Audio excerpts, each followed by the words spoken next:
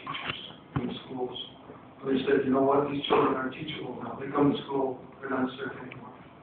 So we've expanded that program through the last 5 or 6 years, through Uganda, through Kenya, and into southern Sudan. And we presently have over 400,000 people doing the process in that part of the world. A year ago, we planned to do Haiti. We met a very good medical doctor, and she wanted to do this in Haiti. She'd been working there for years and years, teaching maternal health programs, and she said this will fit very well with what we're doing. So we raised money, we got ready to go, we're all set to launch in January in Haiti, and the earthquake. So that shut that down very quickly. So the doctor called me and said, I have to go and see how many of my people are still alive.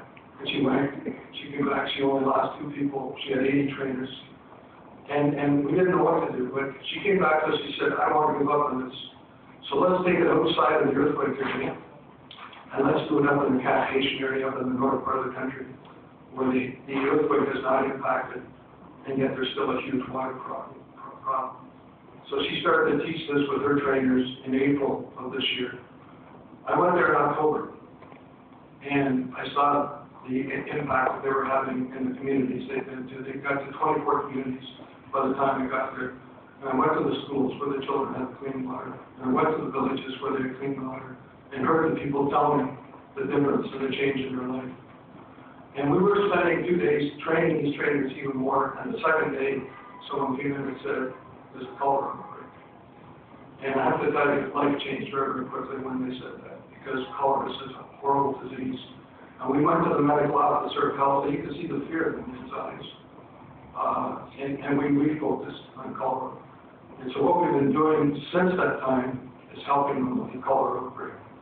And we've got, through the generosity of one of our donors, we've been able to get 7 truckloads of IVs in through Dominican Republic into Cap-Haitian area and help treat these people for the cholera outbreak. But we want to continue on to do our program when some level of stability comes back. The incredible thing about this is it's inexpensive. We've done the calculations, and to get a child clean water for life, and that's the part of this program, it's not a one-time thing. You're teaching someone how to treat their water. And our program now includes not just water treatment, but hand washing, sanitation, hygiene, and the program is a program to teach them and to empower them to take care of themselves. And that's the essence of what we're doing. So for $10, we can get a child clean water for life. For $500, we can get 10 families clean water for life. And you saw the statistics up here. So ladies and gentlemen, we're trying to make a change. We think we've got something that can make a change and empower people. And tonight we invite you to consider joining us. Thank you very much.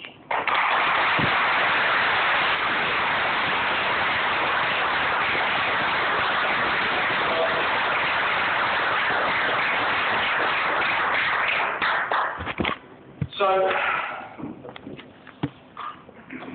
the reason that every dollar donated to water school goes straight to people in need is because there's one major donor that pays all the administration costs of the water school to function every week.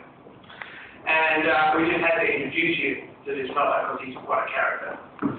I met this fellow, we were introduced by a mutual friend who was living in the Philippines, and Greg has been supporting this mission for 20 years, and he said to Greg when he was visiting there one time, if you're going to New York City, you have to go and make milky. And he said, well, what do you do? He said, well, I know what he does, I've been able to work out what he does. He said, but Greg, I've known you for 20 years, I don't know what you do either. So Greg did come to New York City and we did meet, and he became a very good friend, a mentor, an inspiration, and a business partner. And I'm very pleased to introduce you tonight to Mr. Greg McMahon.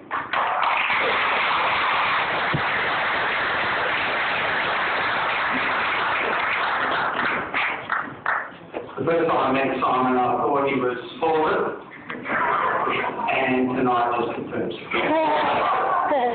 Ladies and gentlemen, thank you for welcoming me, and thank you, Simon, and those of this incredible initiative for the water school in the USA. It's very humbling and I'd have to say so encouraging to see so many people from different walks of life here tonight. I think all of you who have been involved in bringing people, and most of all for those of you that have attended.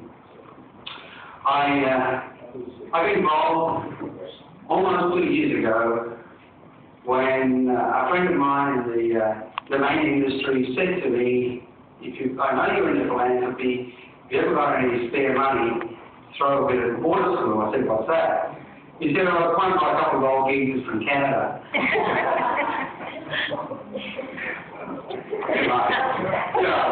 Very much, right? And they come up with this idea to use the sun's rays to decontaminate dirty drinking water. And I said, well, that wouldn't work when you put the chlorine tablet in. I said, we can't do that. Oh. I said, well, you know, is it smoke and mirrors? Is it real? And one rather leaching from a plastic bottle, that'll kill them if the contaminants don't. And I thought to myself, you know, these guys are really on something. And so I had a good look at the program, and my partners and I, you know, we're the original cynics. We're all from Australia. We've got one Canadian ringing lately.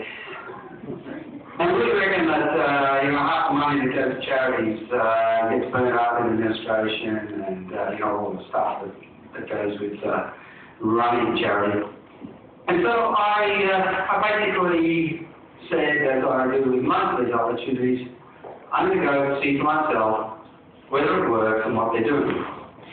Well, first of all, I met friends around like airport all the time, and we soon got up his skirt and understood what made him tick, and we really understood that he was a man, a quality, man on a mission to save kids. That didn't mean the system worked. It just meant he was a good guy. So, first opportunity, I organised a party of about 15 people from our industry, including one of my partners, to go to Uganda to see what they do.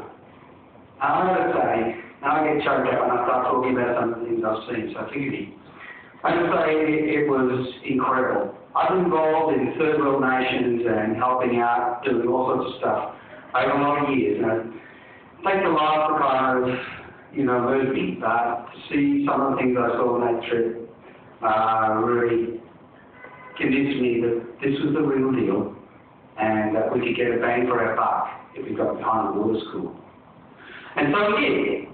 And it went on. The guy who introduced it to me was sort of a quiet supporter of the water school. He saw that I was getting involved with the domain industry.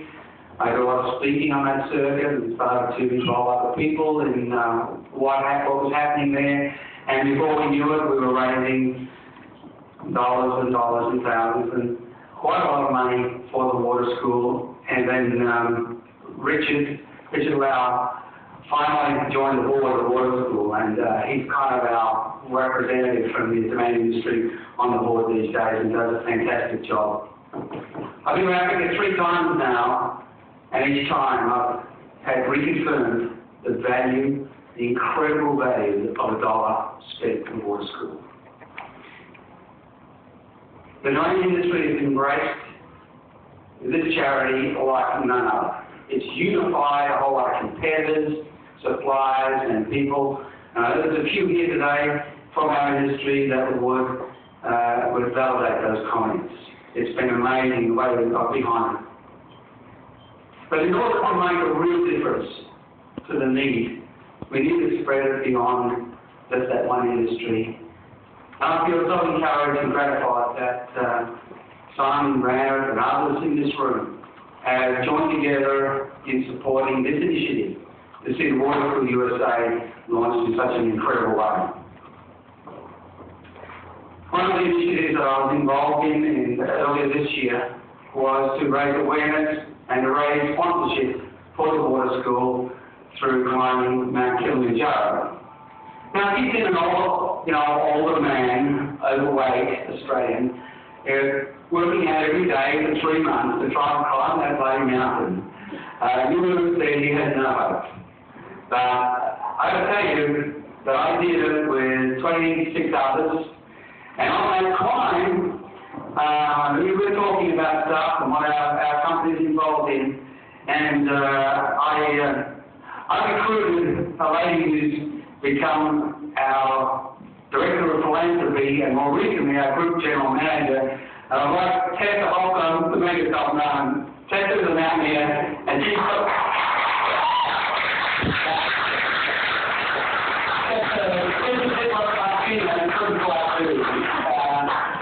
that doesn't mean that she can play tennis. However, it's not an easy task, but it's one that raised $200,000 last year for the water school, and I was really, really proud to be associated with it, to give exposure to another 27 people to the work of the water school, and to actually reach the summit myself. Surprise, surprise.